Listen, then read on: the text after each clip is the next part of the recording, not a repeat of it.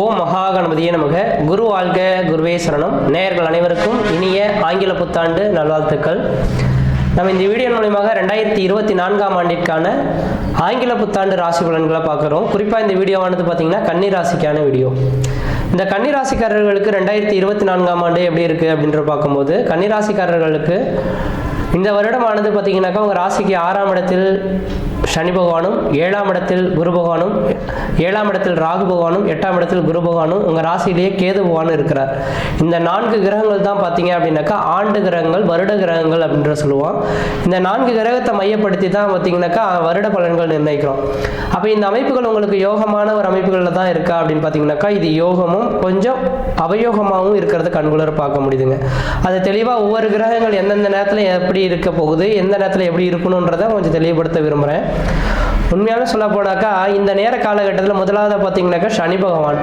இந்த சனி பகவான் பார்த்தீங்கன்னாக்கா கடந்த 2023 டிசம்பர் மாதம் 20ஆம் தேதி என்று தான் சனி பகவான் மகர ராசியிலிருந்து கும்ப ராசிக்கு இவர் பயிற்சி ஆனார். உங்கள் ராசிக்கு 6ஆம் இடத்துக்கு 5ஆம் இடத்துலேருந்து 6ஆம் இடத்துக்கு பயிற்சி ஆகிறார். அப்போ இந்த சனி பயிற்சி ஃபஸ்ட்டு உங்களுக்கு யோகம் தானோ அப்படின்னாக்கா இது 100க்கு 100 உத்தமமான ஒரு இடம் அப்படின்றது சொல்லலாம். ஏன்னா 6ஆம் இடத்துக்கு 3, 6, 11ஆம் இடங்களில் சனி பகவான் இருந்தால் அது மிகப்பெரிய ராஜயோகத்தை கொடுப்பார் அப்படின்றது ஒரு விதி இருக்குது.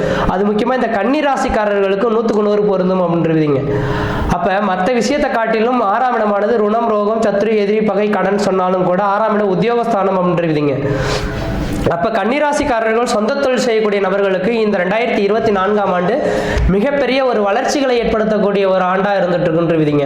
அப்போ சொந்த தொழிலில் வளர்ச்சிகள், தொழில் மூலிமா லாபங்கள், அரசாங்க உத்தியோகம் கிடைக்கிறது, இது மாதிரியான ஒரு விஷயங்களானது கிடைக்கின்ற விதிங்க. ஏன்னா 6ஆம் இடமானது சொந்த தொழிலில் குறிக்கக்கூடிய இடங்க. அப்போ இந்த கன்னிராசிக்காரர்கள் புதுசாக ஏதாவது தொழில் தொடங்கணும்னாக்கா 100க்கு 100 இந்த நேர காலகட்டத்தில் செய்கிறது ஓரளவுக்கு நல்ல பலன்களை தருன்ற விதிங்க.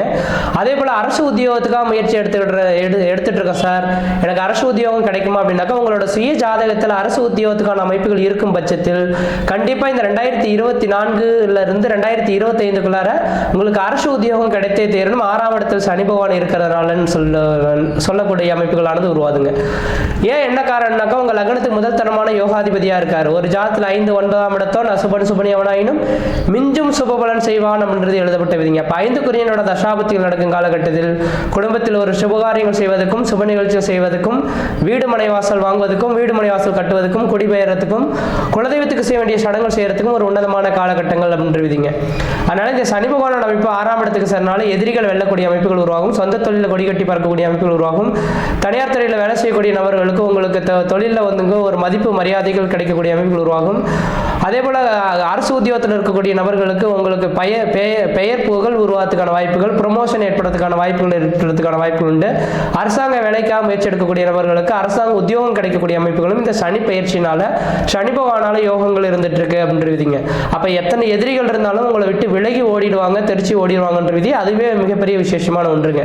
அப்போ எதிரிகள் இல்லாத ஒரு வாழ்க்கையை மிகப்பெரிய ஒரு அமைப்புன்னு சொல்லலாம். கடந்த கால நிகழ்வுகள் எண்ணி பார்க்கும்போது இந்த கன்னிராசிக்காரர்களுக்கு அந்த அளவுக்கு விசேஷம் இல்லை. கடந்த 2023 காலகட்டங்கள் பல்வேறுபட்ட கஷ்டங்கள், குடும்பத்தில் கஷ்டம், நஷ்டம், வம்பு, வழக்கு, சண்டை, சச்சரவு, கோர்ட்டு கேஸு, மனநிம்மதி குறையிறது, பொருளாதார பிரச்சனைகள் ஏற்படுறது, கடன்கள் அதிகரிக்கிறது, உற்றார் ஒரு பகைவை பாராட்டுறது, இது மாதிரி கஷ்ட நஷ்டங்கள் சந்திக்கணுன்றது கடந்த 2023ஆம் ஆண்டு இருந்ததை பார்க்க முடிஞ்சுது.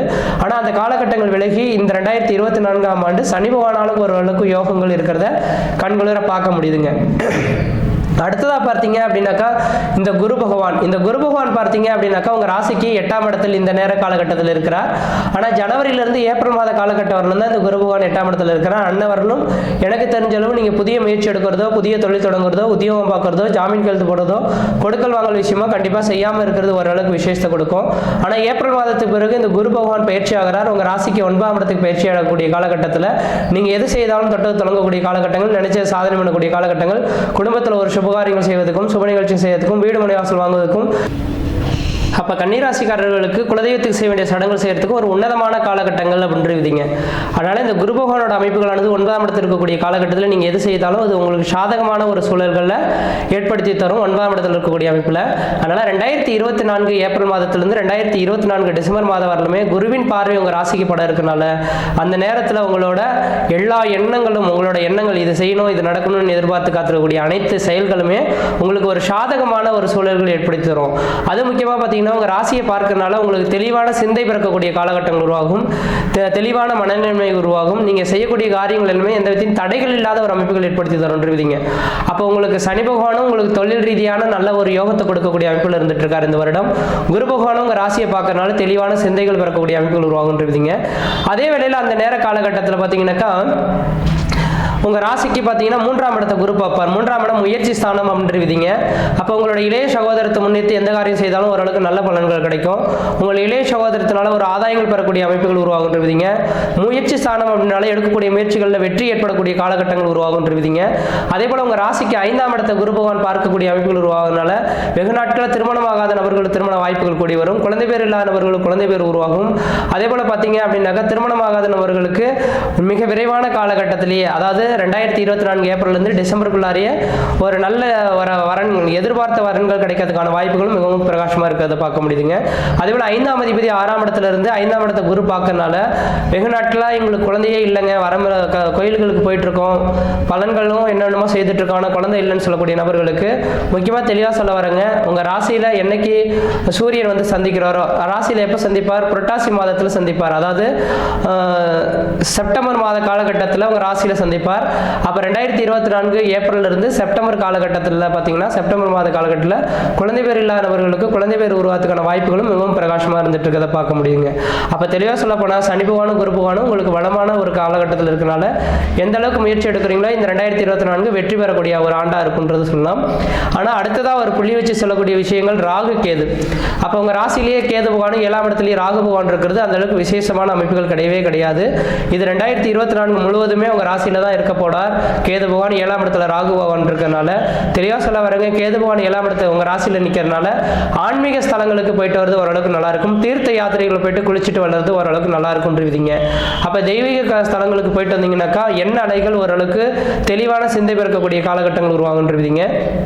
அதே போல 7ஆம் இடத்துல ராகு இருக்கிறது அந்த விசேஷம் இல்லை. அப்ப கணவன் மணி உறவுகளில் பிரச்சனைகள் பிரிவுகள் ஏற்படுறதுக்கான வாய்ப்புகளும் அதிகமாக இருக்கிறத கண்குளர பார்க்க முடியுதுங்க.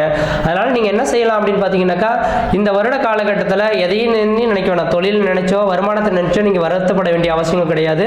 குடும்ப உறவுகளில் எந்த விதத்தையும் பிரிவுகள் பிரச்சனைகள் இல்லாமல் வாழ்ந்தாலே போதும் அப்படின்ற மாதிரி நினைச்சுக்கிட்டு குடும்ப உறவுகளை நீங்க பலப்படுத்தினீங்கன்னா போதுமானதுங்க. ஆனா ராகு 7ஆம் இடத்துல இருக்கிறனால கணவன் மணியோட உறவுகளிடையே கருத்து வேறுபாடுகளும் பிரச்சனைகளும் சந்திக்கிறத பார்க்க முடியும். அதுக்கு என்ன செய்யலாம்னு பார்த்தீங்கன்னாக்கா கன்னிராசிக்காரர்கள் எனக்கு தெரிஞ்ச அளவு வரக்கூடிய இந்த 2024 எப்பயாவது வாய்ப்பு கிடைக்கும் போது கும்பகோணம் பக்கத்தில் இருக்கக்கூடிய திருநாகேஸ்வரத்துக்கு போயிட்டு ராகு பகவானுக்கு பாலாபிஷேகம் பண்ணி கண்களர பார்த்துட்டு அந்த பாலை அருந்திட்டு வந்தனாக்கா கணவன்மணி உறவுகள் இருக்கக்கூடிய பிரச்சனைகளுக்கு ஒரு தீர்வு ஏற்படக்கூடிய அமைப்புகள் உருவாகும். முன்கூட்டியே மிக விரைவான காலகட்டத்தில் போயிட்டு வருது ஓரளவுக்கு நல்ல பலன்களை தோன்றுவீங்க. இந்த வருடத்தில் எச்சரிக்கையாக இருக்கணும்னாக்கா கணவன்மணி உறவுகள் குடும்ப உறவுகள் மட்டுமே, மற்ற எல்லா விஷயமும் உங்களுக்கு சாதகமான ஒரு ஆண்டாவே இருந்துட்டு இருக்கு. எந்த அளவுக்கு முயற்சி எடுத்து உங்க தொழிலில் நாட்டத்தை ஏற்படுத்துறீங்களோ அந்த அளவுக்கு தொழில் வளர்ச்சி ஏற்படக்கூடிய காலகட்டம் உருவாகும். கடன்களுக்கு குறையறதுக்கான வாய்ப்புகள் உருவாகுன்றீங்க. ஏன்னா இதுக்கு முன்பாக கடந்த ஒரு காலத்தில் உங்களுக்கு கடன்கள் அதிகமாக ஏற்பட்டுருக்குன்றீங்க. 8ஆம் இடத்துல குரு பகவான் இருந்தாலும் நட்டம் அவமான விரயத்தை கொடுத்திருப்பார். அப்போ இந்த வருட காலகட்டத்தில் உங்களுக்கு ஓரளவுக்கு வருமானங்கள் பெறக்கூடிய அமைப்புகள் இருக்கனால கொஞ்சம் எந்த அளவுக்கு முயற்சி எடுத்து தொழில் மூலமா தொழிலில் உங்களோட சிந்தைகளை செலுத்துறீங்களோ அந்த அளவுக்கு வளர்ச்சிகள் பெறக்கூடிய ஒரு ஆண்டா இருந்துட்டு இருக்கு. முயற்சி எடுத்து பாருங்கள், கண்டிப்பாக வெற்றி பெறுவீங்கள். நன்றி, வணக்கம்.